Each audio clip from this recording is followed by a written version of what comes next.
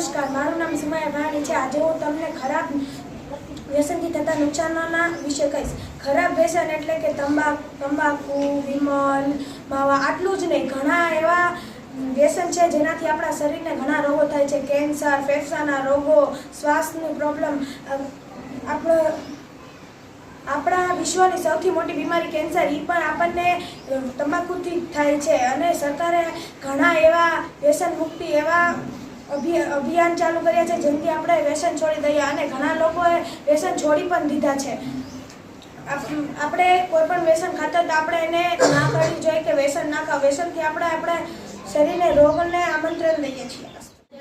હું આજે તમને ખરાબ વ્યસનથી થતા નુકસાનો વિશે કહીશ। ખરાબ વ્યસનો એટલે કે બીડી, તમાકુ, સિગરેટ, માવા જેવા છે તે આપણને ખાવાથી ઘણું બધું નુકસાન થાય છે। શરીરમાં ફેફસા, હૃદયના રોગો જેવા વ્યસન કરવાથી આપણને રોગોનું આમંત્રણ થાય છે।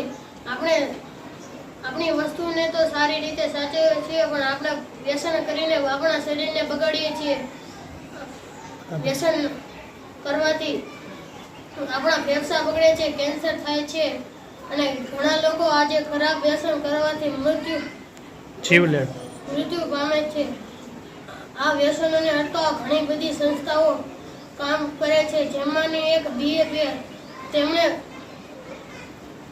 વ્યસન મુક્તિ નામનું અભિયાન શરૂ કર્યું છે, જેના કારણે ઘણા લોકો વ્યસનને છોડી દીધું છે। આપણે પણ વ્યસન છોડી દેવું જોઈએ। ખાચર મહેશ્વરી, આજે હું તમને વ્યસન વિશે કહીશ। તમાકુ કેન્સર, હૃદય રોગ, અસ્થમા જેવા રોગોને આમંત્રણ આપે છે। તમાકુથી મોજ માણતા લોકો પોતાના સ્વાસ્થ્યનું વિચારવાનું જ ભૂલી જાય છે। તમાકુનું સેવન એ ઝેરનું સેવન જ કહેવાય, કારણ કે તેમાં અનેક પ્રકારના ઝેરી તત્વો આવેલા હોય છે, જેમ કે નિકોટીન, ટાર, કાર્બન મોનોક્સાઇડ, આર્સેનિક, એમોનિયા જેવા જ હોય છે।